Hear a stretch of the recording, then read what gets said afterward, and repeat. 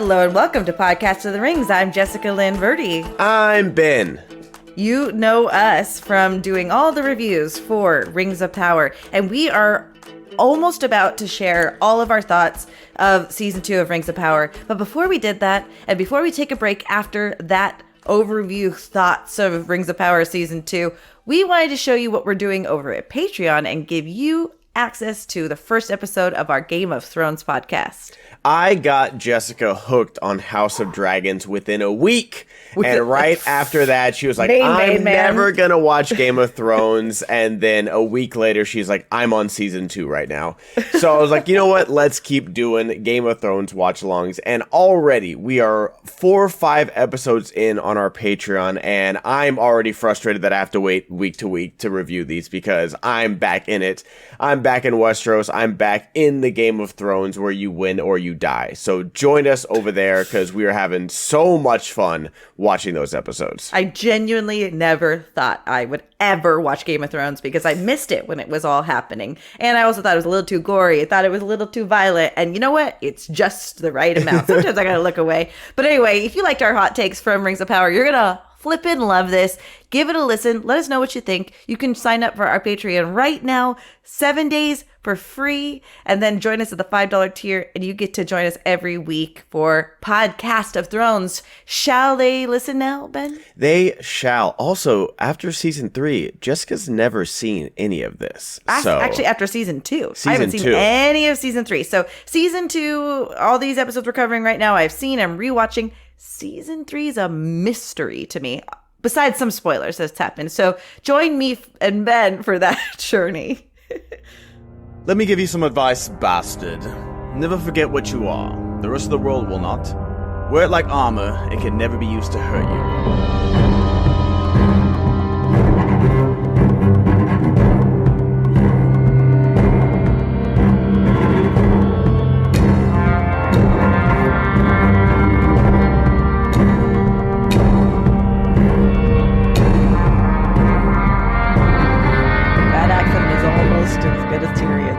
I was going to say, if I'm going to do an accent, it's going to be Peter Dinklage, who is also doing a bad accent. Dude, it's actually offensive how bad his... He definitely, grows into it, but, No, he doesn't. No, I'm in the middle. I'm at the end of season 2, and it's bad still. Does it get better after that? You know what's worse than his accent? His fucking highlights in this episode. It's so bright. He looks like me in middle school. The JT face. Everybody had the frosted tips. Don't retroactively change history. But we weren't even allowed. I went to a Catholic school. I know you did too, right? Yeah. We were not allowed to have highlights in our. We had to have one color hair, and it had to be natural color. All the boys got away with frosted tips. Of course, they did. You can't stop the revolution, man. Dude, power to the people. Did I love it too? I loved me a frosted tip, boy. Anyway, welcome to Podcast of Thrones, the first of our series where we go episode by episode covering Game of Thrones. I can't believe that Ben Goddard got me to watch this fucking show. I knew once we started doing House of the Dragon, I knew you'd want to. I knew it was just a matter of time. But you got me to watch House of the Dragon too, which I also had. I had omitted it from my brain. I went no. Although I made you marathon that show because that was the last second before we We just last minute decided to do it. But you know what? It just goes to show I was so ready for uncle and niece action that I didn't need to be pushed. When the promo came out for the first season 2 years ago, whatever, I was like, this is the hottest thing I've ever seen. She's hot. He's hot. I want it. So I needed no cajoling for that. But for Game of Thrones, I had sworn it off. Honestly, that's fair because, I feel like I'm that way with, Mad Men and stuff like that. Where just, same. I know it's good. I know it won all the Emmys. We missed it. I missed it, man. I'm just not, and I'm not going back. I'm just not going back. I don't need to live in that era. However, if someone joins the $100 tier on Patreon, I will watch Mad Men and I will do a solo produced show, just unedited, unscripted. I will review every single episode at the $100 tier. Yes. But they have to stay at the $100 tier until you're done with that. Till I'm done. Yeah. You're going to start. I will do once a week, just like this. From the start, from the $100. Yeah. And how many episodes of Mad Men are there? How many episodes? I mean, there's at least 6 seasons, right? Did they do full last seasons? I can't believe you're calling it right now. There are 92 episodes. You know Jesse's going to do this. So 92, where's... Divided by 52? No. Close. Yikes. 23. That is 23 months. 2 years. Okay. 2 years. That's a lot of money. That's a lot of money. $2,300. That person basically is going to sponsor your podcast. Okay, I'll say this. If you stay for 1 year at that tier, I will continue to do it. Okay. And you get a year free of content. We will send it to you. Yes. You don't even need to be at the $5 tier. We'll send it. No. If you pay $1,400 or $1,200, like, you get a year free of Patreon content, including this. You will get Podcast of Thrones free as well. Oh yeah. Yeah. Oh yeah. So $100 tier for podcast men and Podcast of Thrones. Podcast men. And that's why Jess can't be on it, just because of the name. Oh yeah, I don't want to be, because that's 1960s. But I can come on it in like the 3rd season when women start getting respected more. And I'll relentlessly berate you and never give you any credit, even though you're like, secretly the best thing about the show. Pinch my ass whenever I walk by, or whatever. Why are you in Chicago? I've never been more grateful I've been in Chicago at this moment. Right. I'll pinch Penguin's ass. Yeah. But she's under bed. She knew it was coming. All I want to do is grab Blue's butt. Sometimes that's all I want to do. Anyway, welcome. Thanks, everybody. We got such a nice response, I think, to our House of Dragons podcast. And I'm excited to do this because, man, do I like Game of Thrones. And man, does this pilot just get it fucking done. Top 5 pilots ever made? I don't know. We just watched Lost. How does it compare? How does it compare to Lost? Like the Lost pilot? Oh my God! Like with setting everything up. And I'll give Lost the first 2 episodes because it literally says pilot part 1 and 2. But this does it in a third of the time. I'm gonna tell you, Game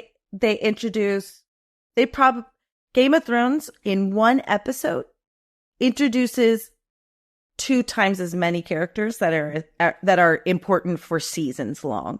And Lost, you're focused on 3 or 4 or 5 or 6. Yeah, like, it introduces it's a different the different style. Guy. It introduces a lot of people, but doesn't really focus on them. It's literally just like Jack and Evangeline Lilly and Dominic. And you don't have a lot of the motive.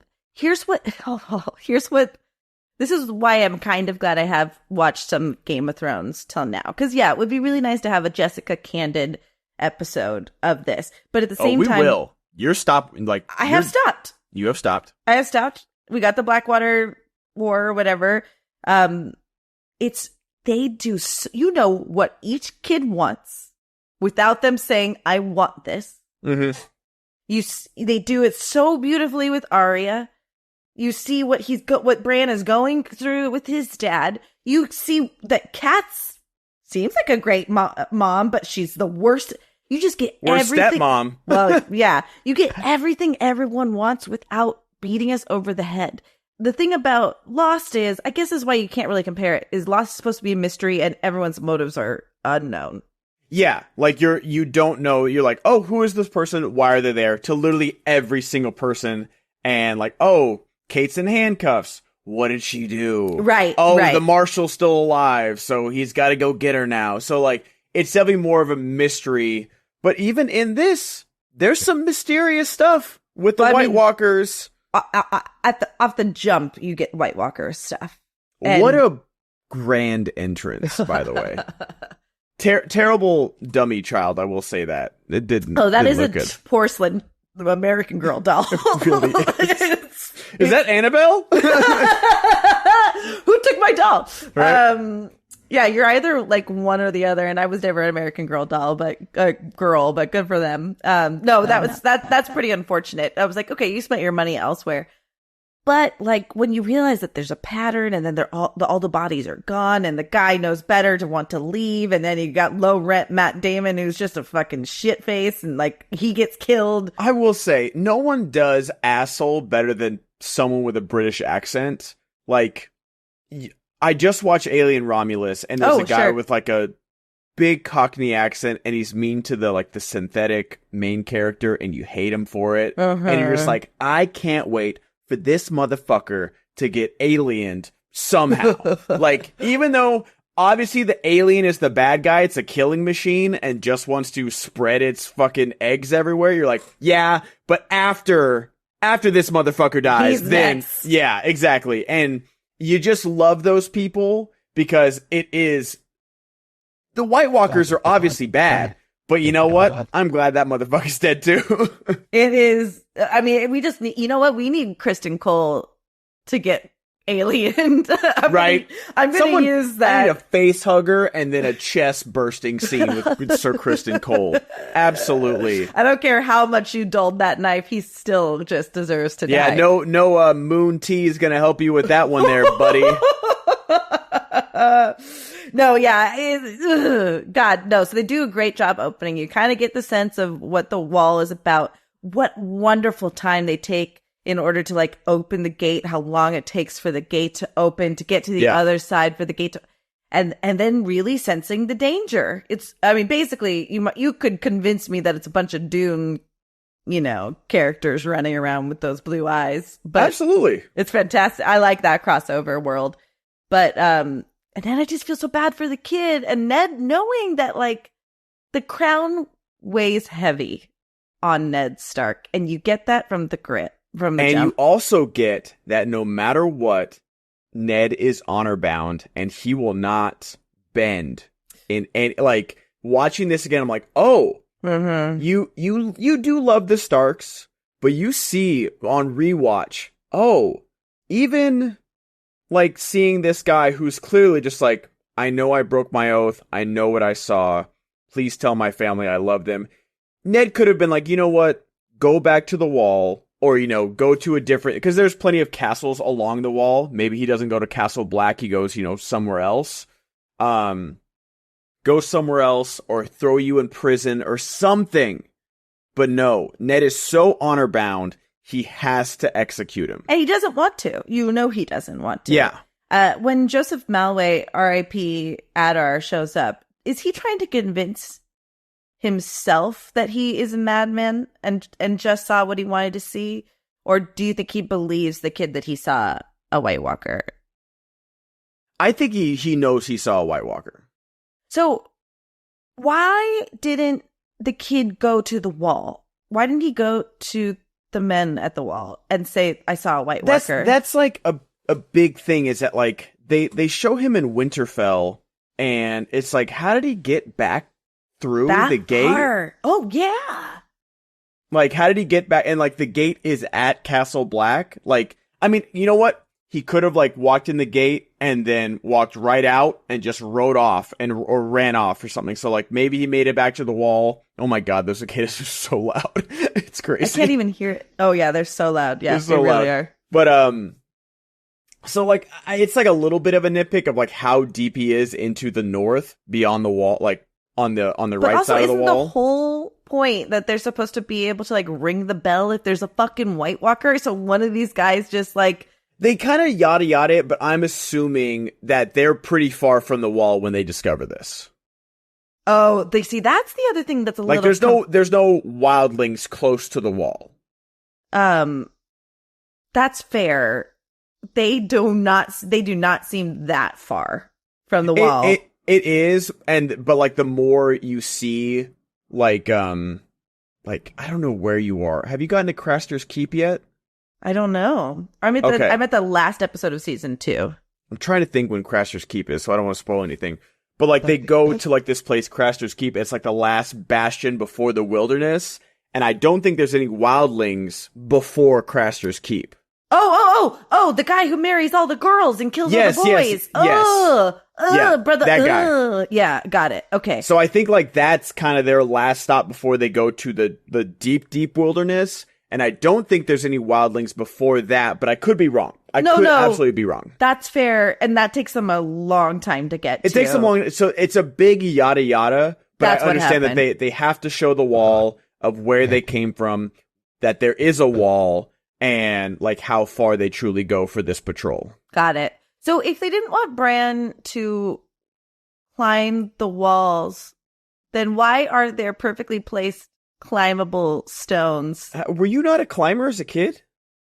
Not I was like a climber. That. No, I don't think I was a climber. There was we had a tangerine tree that I could get up into if I needed to, but then the sap was a deterrent. You know what it is?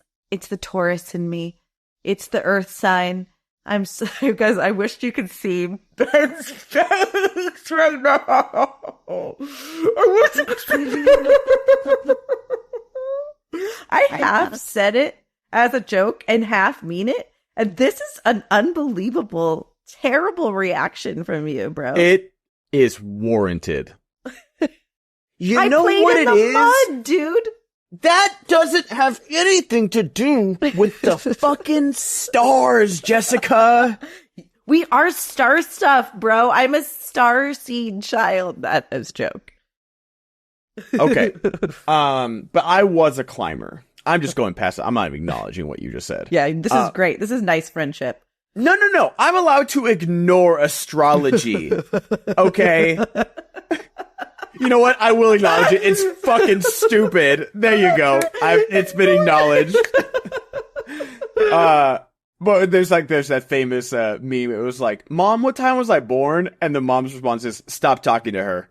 It's like A+.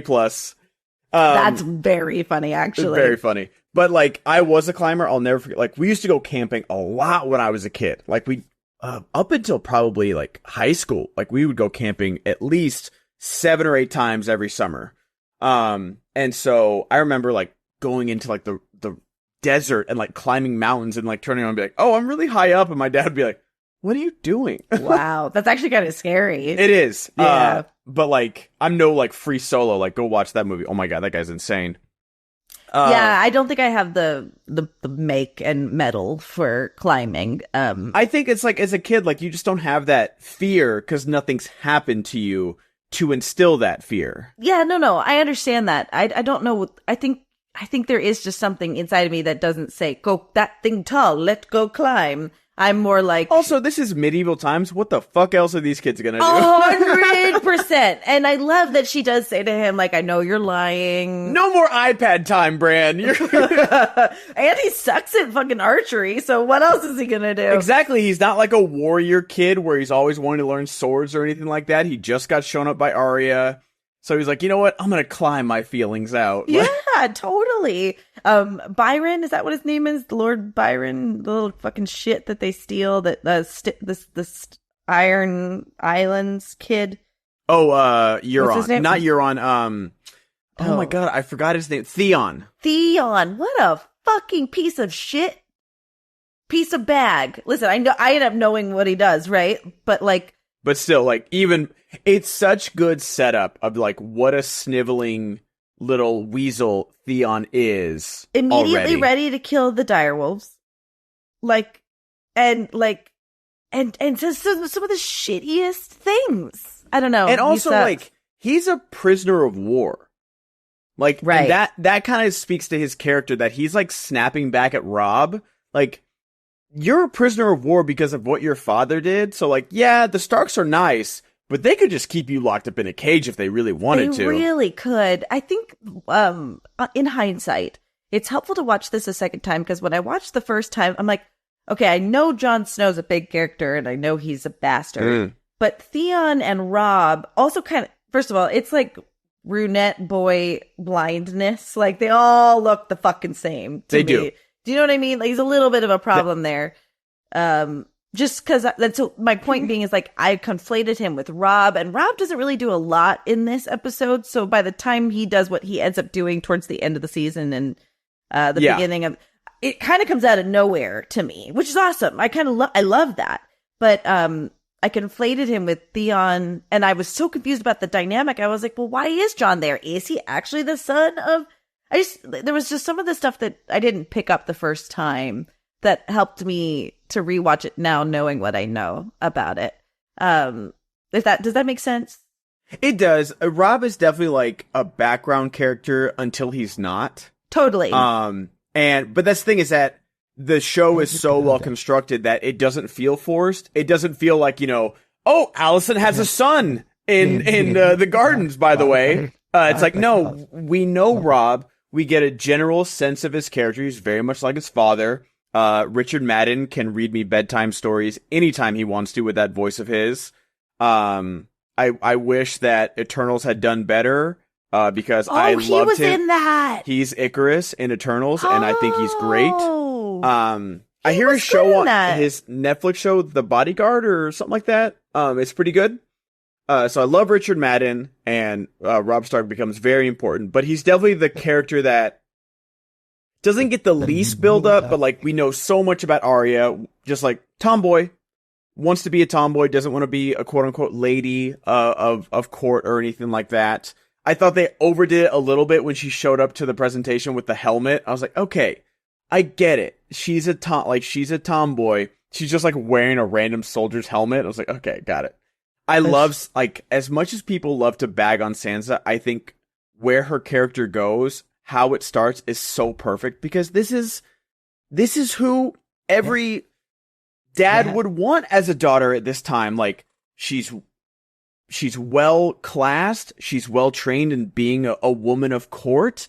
She wants to get married to Joffrey, who's going to be king. Like, it seems to be a suitable marriage. She's she behaves. She's not making waves, or like, this is every lord's dream daughter here who wants to do their daughterly duty in this time. Now, does it suck that their daughterly duty is just to be basically sold off for, royal engagement and ties? It does. But this is the world we live in, and Sansa would be a dream for any dad in this time. Yeah, it's a very good point. When Sansa has caught wind that she's supposed to marry Joffrey, who also is just locked in. For a kid his age to be mewing, totally locked in. Yes. I can see Catelyn realizing she's failed Sansa in the moment when Sansa's like, it's all I've ever wanted. Like, and that's the thing, is that like it's tough because Catelyn knows better of the dangers of court. She knows, like, I don't know if she knows about the Game of Thrones specifically, but she knows it's not all lollipops and daisies being queen. When she's just like, Ned's the Warden of the North, so she's like kind of, I don't know, this third most powerful person in the realm. After, I feel like it goes Robert Baratheon, Hand of the King, Cersei, Ned Stark, Catelyn. So I don't know that she's powerful. She's adjacent to power. Yeah. But just like not teaching her that, like, hey, there's dangers in this. Yeah. Like, people are going to get mad when Joffrey gets married off to not their daughter. Yeah. And they're going to plot and they're going to scheme and they're going to find, in the same way that as soon as, Tim Walz got announced as vice president, they brought up like his service record. Like, they're going to poke holes. They're going to do everything they can to bring you down. And she didn't prepare her for any of this. Oh, what she ends up going through in the next 2 seasons, she's not prepared for it at all. And actually, it makes her ending up, I think she ends up with Dog, because again, I haven't finished this season. Dog saying, I'll take you, and her going, you won't hurt me. Like, being able to finally make a judge of character on her own and being with the most dangerous man in the realm. It's actually a really great character arc for her to get from A to Z there. Yeah. Very cool. I love that. I will say, too, as a side note, as some of you know, I've been watching through the X-Men, and I got to the horrible sequence where Jennifer Lawrence says, it's all the women saving the men anyway, so you should call it X-Woman. And tough, dude. Yeah, it's a really post-Me Too world. And then, she lets herself get killed so that she can exit the series. Let's just put it this way. Queen. She's like, I'm done. You can put half a face on me in this movie, and I better be done in 20 fucking minutes, dude. You can tell. Yeah. Because the times she wears the blue face, it doesn't make sense. And the times she doesn't, it doesn't make sense. But I'm just gonna say it: the actress who plays Sansa and Jean Grey, not a very good actress. I don't know. I think it's tough to put on an accent for her, but I think when you watch later seasons of Game of Thrones, she is a good actress. Okay. I think it depends on and also, you're not getting much from the fucking X-Men movies.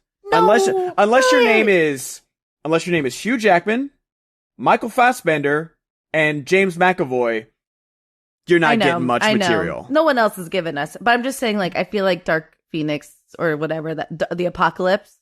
No. It's dark.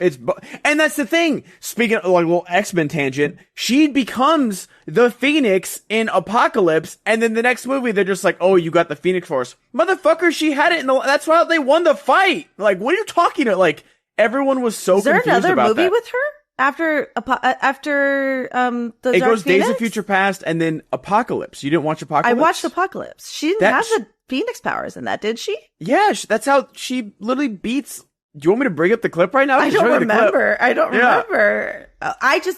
She was strong. Oh, yeah, where she floats at him? Okay, got it. Where she literally... There's like a giant phoenix behind her. That's right.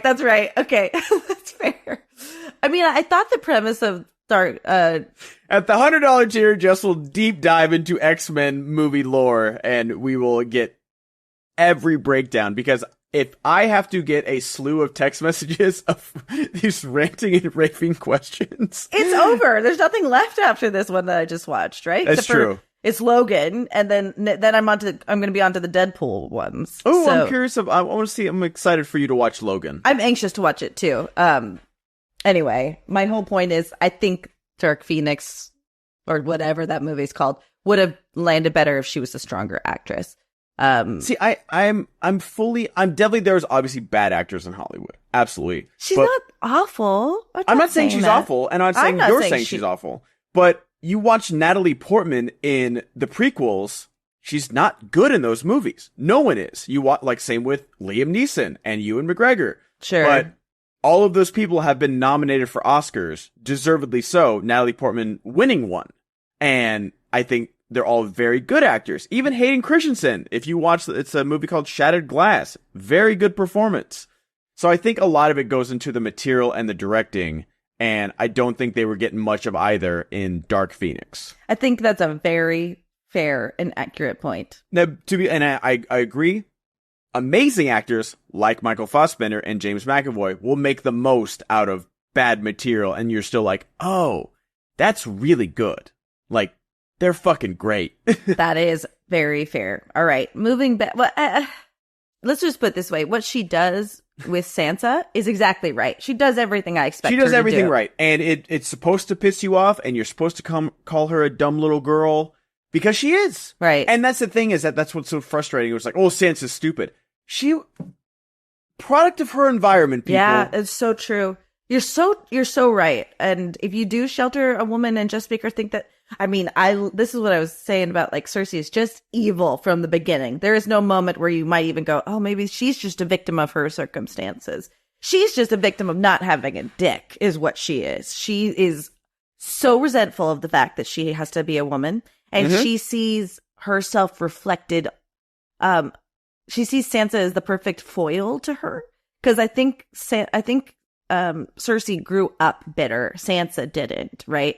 And so I think she's jealous of that purity, because the first thing she says to her, have you bled yet? Because that's all you're worth. Yeah, that's all you're good for. That's what you're here for. And I also think Cersei's like one of those boy moms that are really weird on TikTok. They'll like take super intimate photos with their sons for their high school yearbook. God. Because she's like, oh, you're the one gonna take my boy away. Like that kind of like, I'm always gonna be his first love type thing. Like, I mean, it's even worse considering that who his dad is, actually. Exactly. It's actually worse. So yeah, Cersei's definitely like, I should have been a man. I should be the heir to Casterly Rock, to the Lannister, name and everything like that. Because, I mean, in Cersei's defense, like, Jaime took the White Cloak, so he can't, he has, but he's not supposed to father any sons or any heirs or any titles. And no one likes Tyrion. For the wrong reasons, for sure, because Tyrion would be a very, like, if he wasn't like, a drunkard, like whoring guy. Right. He is very smart and very learned. So I think he would be a decent heir if he could mature. But Cersei's like, I know what I'm doing here. I'm married to like, this drunk dumbass who has no right being king. Besides that, he killed the king. But Jaime should have been king because he actually did kill the king. He was the one that killed the king. Yeah. Yeah, it's interesting. Yeah, I love. Have you ever seen Flintstones Viva Rock Vegas? No one. Why? Even you haven't even seen the good Flintstones movie? I've seen that one, and it's not as good as Viva Rock Vegas. Viva Rock Vegas is better. They got the B team. They got the stunt doubles in that movie. It's Robert Baratheon plays Flintstone. I know. He's not weird. John Goodman. If you had John Goodman and Rick Moranis with the quality of that movie, you're talking about a perfect movie. You know who else is in that movie? Sexy ass brand newcomer Halle Berry is in that movie. Is that like her first movie? I think so. I think it's like her first movie. On. She's insanely hot in that movie. Oh, it's ridiculous. How is that her first And that's movie? Kyle MacLachlan's the bad guy, right? Which is also perfect because he's just leaning in. He's so slimy. He's so leaning good. in because he had such the perfect boy thing in the 80s, and then in the 90s he like turned into the smarmy dude. Right. They gave him like the 80s like greed is good during Flintstone time, and I'm like, this is great. This is so 90s. I love it. It's so excellent. Yeah, you're right that it's the B team, 100%. I just still enjoy it, and Alan Cumming is doing his damnedest to make it work. I remember that. Yeah. It's great. It's great. It's just a fun romp, and everything looks great. Is my point. And if you're a 12-year-old when I'm watching that movie, it's fantastic. You don't know it's supposed to be bad. You have no idea. Who cares? I have no idea. Yeah, you have no idea. You didn't know that like Rick Moranis and John Goodman didn't show up again. You're like, oh yeah, it's Fred and Wilma. Like, I'm in. Yeah. Oh God, so good. But he's perfect. He's a perfect example of indulgent king. Yeah, because like you can also see that like, oh man, you get this guy on like the elliptical or like back in CrossFit, and he's a fucking monster. Sure. He's just like pure, like not even like Thor, Chris Hemsworth buff. He's just huge. Mm-hmm. Like he's like a power lifter where like he might not like look that impressive, but then he'll just like bench 500 pounds without even thinking about it. Bad for the horse he was on. I'm sure they patted him.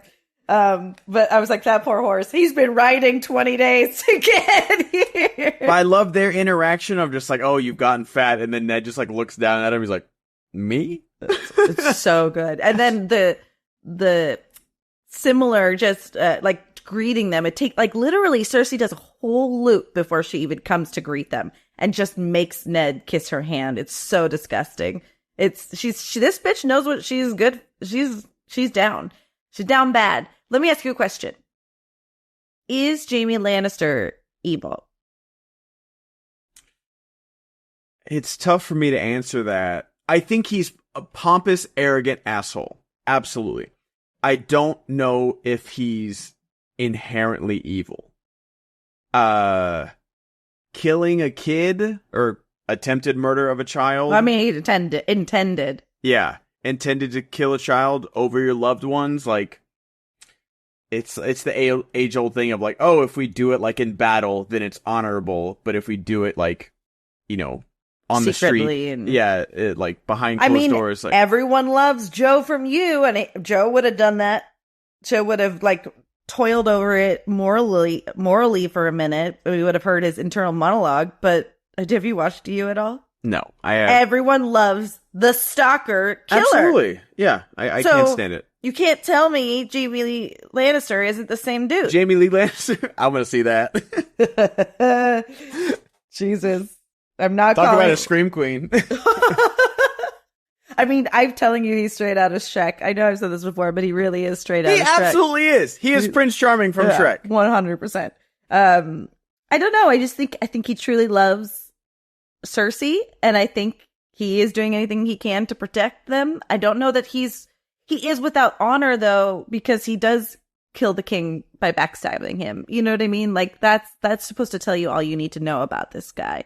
But he's also come up in the world that kind of necessitates that kind of like backdoor behavior. And that's the thing, is that like this world is so two-faced, like, oh, being an honorable knight, and right. But then, you know, the same knights that served the Mad King Aerys Targaryen are still serving Robert Baratheon. So right. It's like, where does your honor end and begin?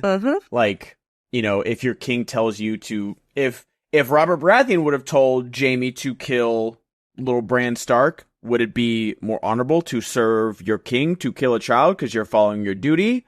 Like, I mean, we see what happens with the direwolves in a few episodes. Exactly. And right? So it's like, is the Hound honorable for running down the butcher's boy in a few episodes? Like, and so the moral gray of this show is what makes it so good. But I do love, oh my God, I fucking live for Jaime versus Ned stuff where he's just like, are you going to fight in the tournament? He's like, I don't fight in tournaments. I don't like to show my enemies what I do. And he's like, well met. He got a little chubby. He did. It like moved a little bit right there. Like, I salute you. Right? Like that's the good shit right there. And that's what, like, you know, people talk about Battle of the Bastards and, you know, Battle of Blackwater, but like that's the Game of Thrones we're here for. It's just these little character moments between these two guys that's like, you know, they hate each other. Oh, yeah. It doesn't matter what, like, allegiance is, like, if they're on the quote-unquote same side, whatever. Even before Ned accepts the job of Hand of the King, he's like, fuck Jaime Lannister. I hate this family, and I hate you too. Like, yeah, and he's like, basically telling him, it's like, the only time we're going to fight is if I'm fighting to kill you. 100%. And it lands perfectly, and Jaime's like, challenge accepted. And Jaime is an incredible fighter. You just know he is. Yes. Like, Jaime's renowned as like one of the best swordsmen in the land. So like Ned saying that to him, he's not saying it to like some stable boy or some squire. He's saying it to a Kingsguard, which are known to be the best swordsmen in the land. And he's like, fucking bring it. Like, yeah, totally. It's so excellent.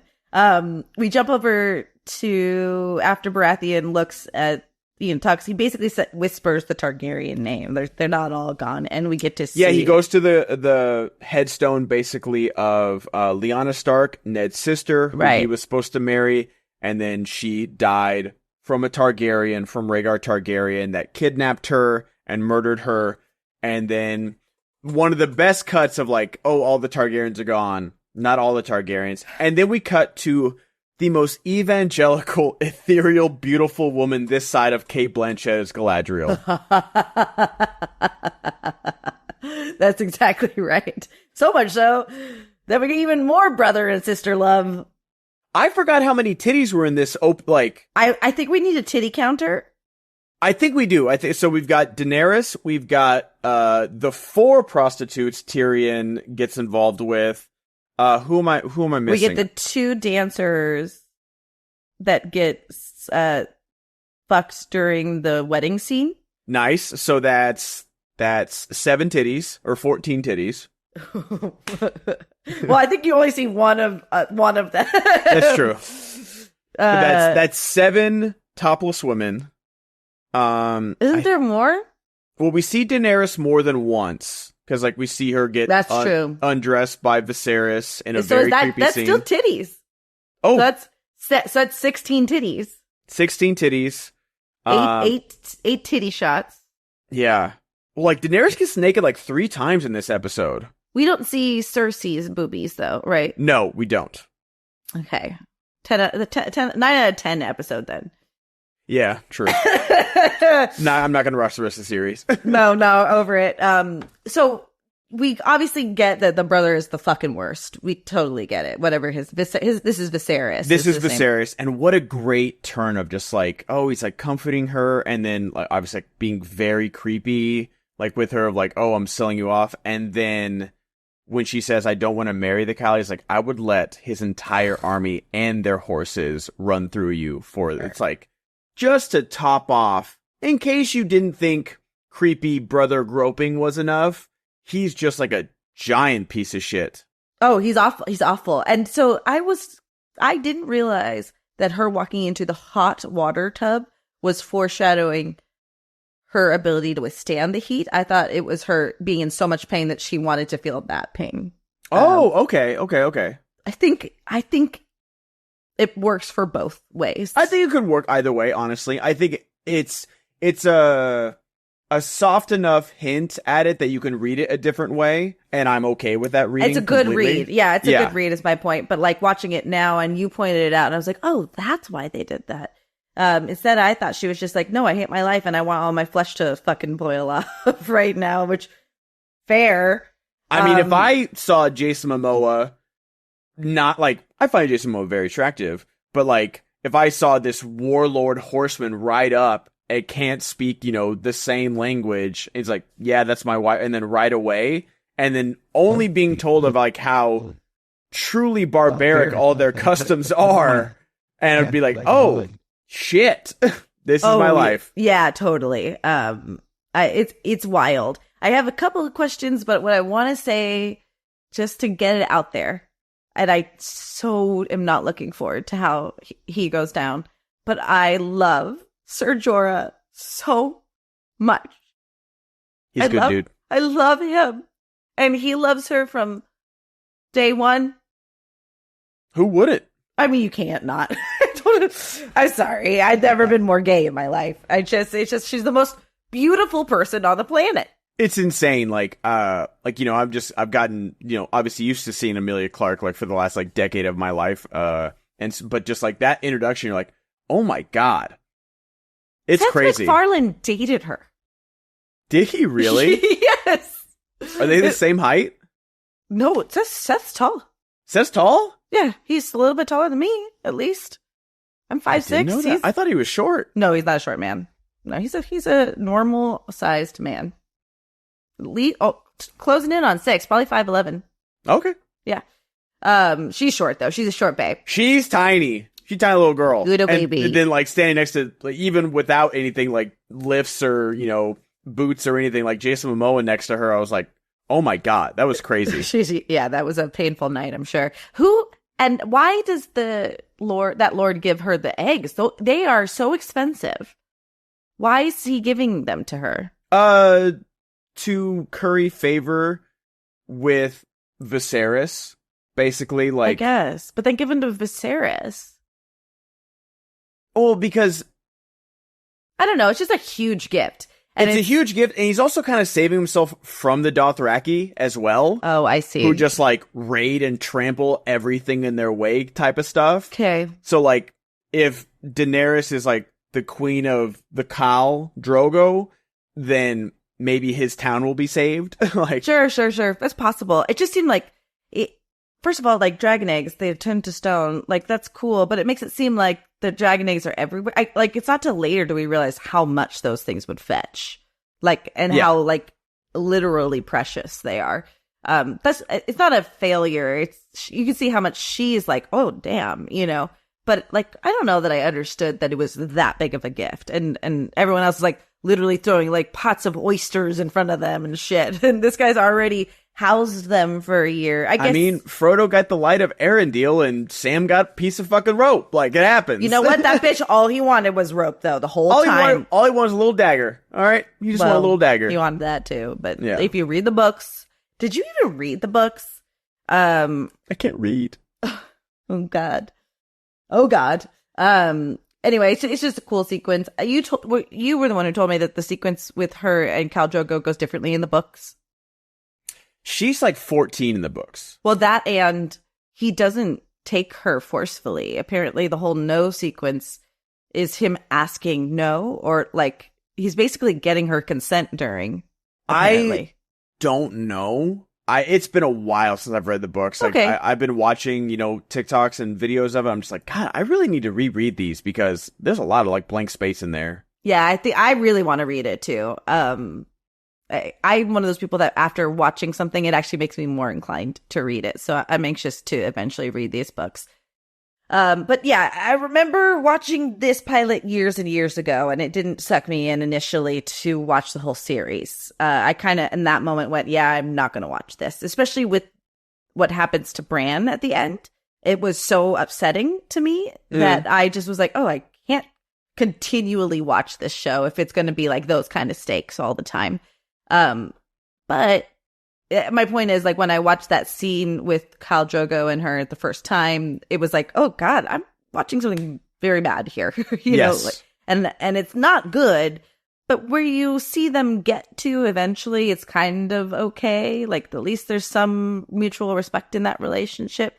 Anyway, I don't know what I'm trying to say, except for now that I kind of, it's a hard entry point, this whole pilot towards the end. It definitely is. I think they do a good job of like towing the line of like having moments of laughter, you know, with like, you know, we haven't really talked too much about Tyrion yet, like with his whole thing. And, you know, like some really good warm moments, you know, like the quote we opened the show with, you know, where it's just like, oh, this guy isn't just a drunk little whoremonger over here. Like, he's pretty smart. And he knows exactly his place in the world and how people view him. And he's just kind of embraced it right now because life is good as a Lannister kid and he doesn't have to worry about much. And he's going to go visit the wall. And then with Jon, and you can see, it's like, you know, like you've watched all of season 1, like you can see Benjen Stark being like, you don't have to go right now. The wall's not going anywhere. He can't outright say, this fucking place sucks, dude. Like, don't come here. But you can see him saying that. It's so true. It's so true. He's like, you haven't met a woman yet. You haven't popped your cherry yet. You haven't done anything yet, man. Like, you need to know what you're getting yourself into right now. And you don't. And Jon's just absolute forlornness of like the love he doesn't get from his dad. Right. The love he doesn't get, like the absolute hatred he gets from his mother, his stepmom, where it's just like he doesn't feel welcome. Like, and even like Theon's little like fucking like, oh, even you get a pup, you bastard. It's like, who the fuck are you, Theon? I'm gonna punch you in the face. Oh my God, he deserves to get popped. Like, oh my God. But I think I don't think Jon's under any illusions as to what the wall is. But I think he definitely you're right. is. He absolutely is. Okay. He thinks it's like this honorable mission to guard the realm. Yes, but I do think what you said, him experiencing such rejection, almost anything's worth not experiencing that. There's a lot of different places you can go that's not Winterfell, that isn't the coldest place in the realm that you have to swear off women and getting married and never leaving or you get beheaded. Like, sure, fair. There's other options. That's a fair point. That's fantastic. I really love that. I think the interchange between Tyrion and Jon Snow is very good. Because he does see him. It's giving Limpy Strong a little bit to Aegon. Yes. Like, but these are two good characters, not two shitty assholes.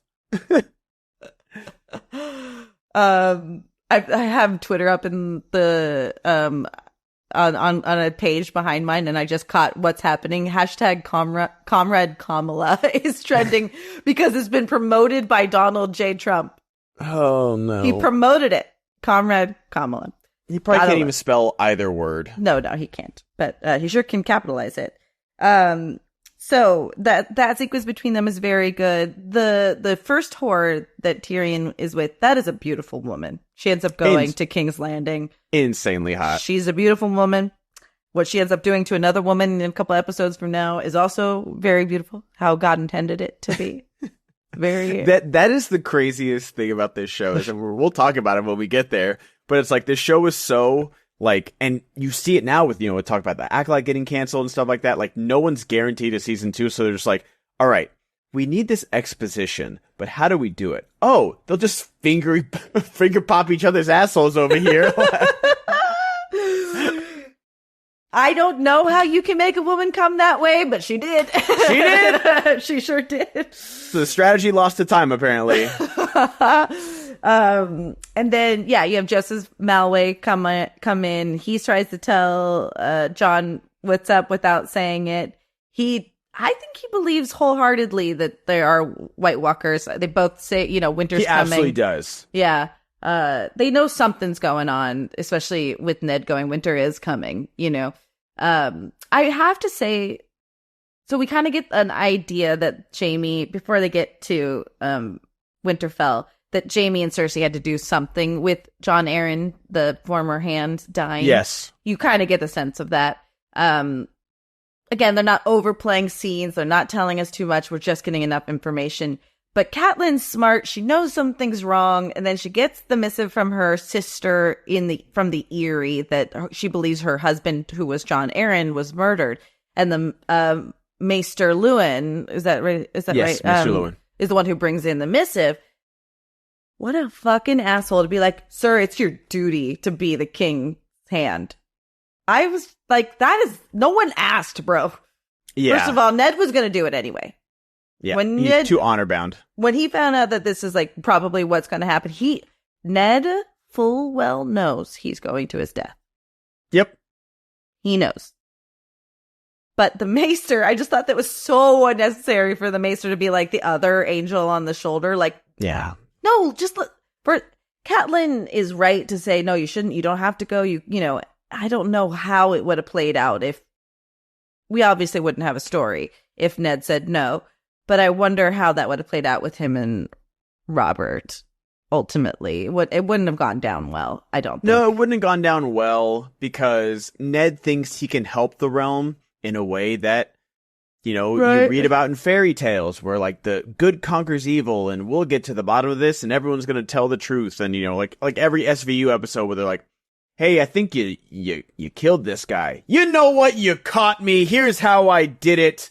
As the tape recorder on, I want to make sure this is on tape. I'm saying it once. Yeah. And so they think that's going to happen. You know, like they think it's going to be Tom Cruise. Like, I want the truth. You can't handle the truth. Oh, here's the truth though. Like it's going to be that, but it's not. And we learn that very quickly. Yeah. And we do learn that Ned actually is awful at this game too, which is really interesting. Yes. Yeah, then we get the fuck scene in the tower. Yep. And they push little Bran down. But Bran, you have no idea what's coming to you. So just hang in there, buddy. Just hang in there, buddy.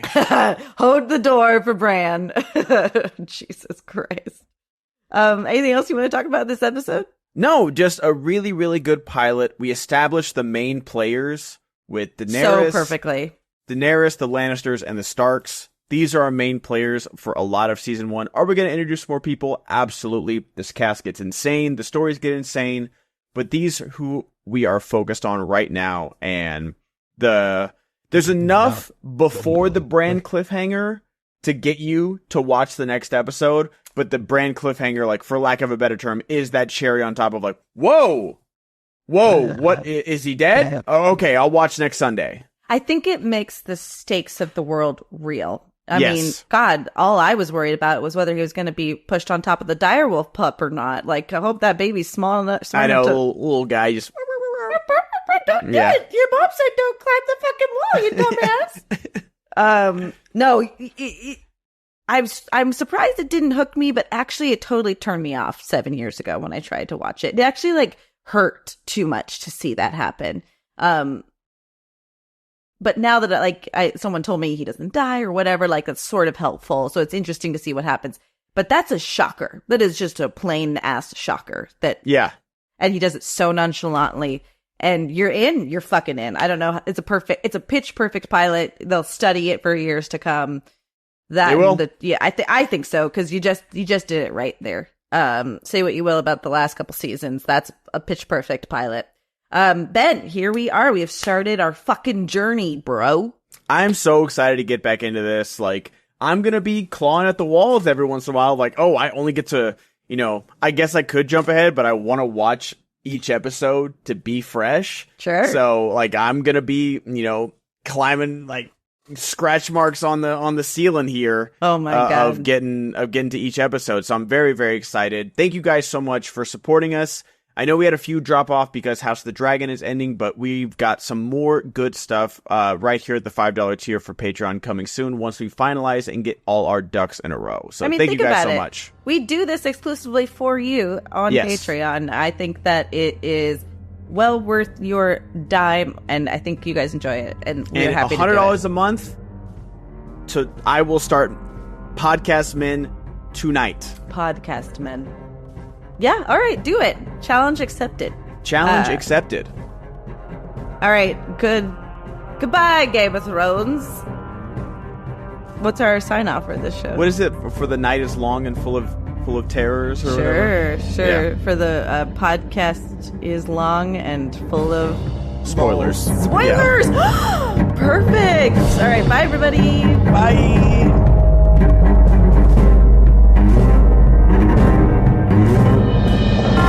I can say with confidence you probably love that, especially if you're sticking around to the end. So we hope you enjoy Podcast of Thrones enough to join us on Patreon. I feel like we should do this every week because now I feel like one of those, was it Turner Classic Movie hosts where like you're watching like Gone with the Wind and like, we hope you enjoyed Clark Gable as he fought through the Civil War. Is it problematic nowadays? It is, but it's still a good movie. Go back to the time where it was okay to hit a woman. Yeah. Frankly, my dear, I don't give a damn about the Game of Thrones. Yeah, no, it is fun to talk about our own content as though we're reflecting on it. Why the heck not? But as you can see, we love talking about this stuff. We love it when you join our conversation, and it's a Patreon exclusive.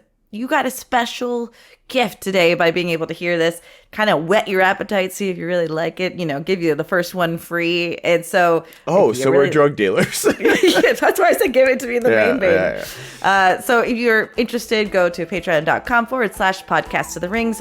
It's free for the first 7 days and then $5 a month for this awesome podcast after that. So we'll hope to see you there. Thanks so much, guys.